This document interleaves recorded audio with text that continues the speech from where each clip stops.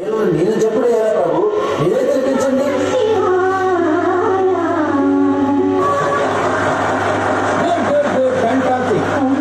నువ్వు పాడి వేరే తల్లి హిందూడం అంటే సారీగమా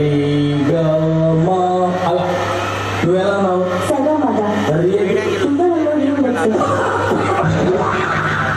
రీ ఉండదు కానీ ఉందా లేదా అన్నట్టు అలా ఉచ్చేరిపోవాలి, అదే మ్యాజిక్. ఓకే, ఇలాంటి చిన్న చిన్న తప్పులు చేయడం సహజమా, మేమన్నా తప్పులు చేసి పైకి వచ్చిన వాళ్ళమే. బట్ ఫైనల్ గా మాత్రం కరెక్ట్ చేసుకోవాలి. తల్లి మన next contestant Sravani from Hyderabad.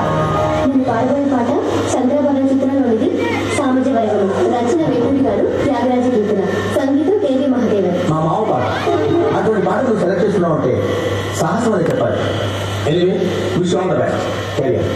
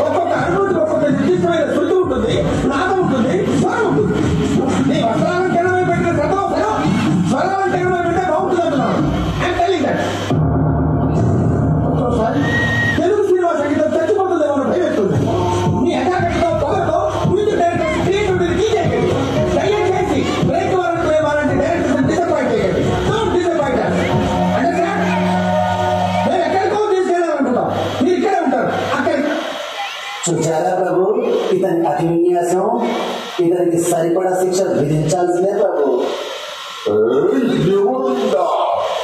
ఇంతటి భయంకరమైన తప్పుకు శిక్ష కొనవలసిందే. ఇప్పటికిప్పుడు తక్షణమే ఒక పాట రాసి దానికి చూడు పెట్టి నా ముందే ఆలపించవలే. సార్, నేను మ్యూజిక్ అంటే ముందు ఒక బ్యూటిఫుల్ ట్యూన్ పెట్టాను సార్. అది కూడా చూడలేదు సార్, ఎవరు తీసుకోలేదు. ఇప్పుడు దాన్ని మీకు అంకితం చేస్తాను సార్, చేసుకోరా. వద్దంటే ఏమి రాకపోతాను అంటే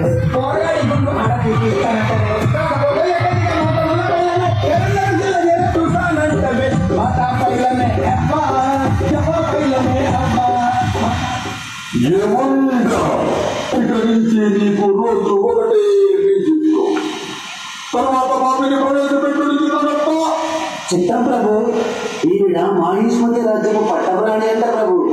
ఈవిడతో ఒక వింటాను అంటే ప్రభు, ఈవిడ జీవితకాలం అంతా ఒకే డైలాగుగా కనిపిస్తుంది ప్రభు.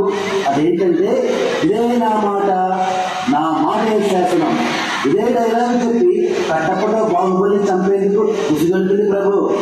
కట్టప్ప బాహుబలి అసలు ఎందుకు చంపాడో తెలియక చాలా మంది మనోభావాలు దెబ్బతిన్నాయి ప్రభు.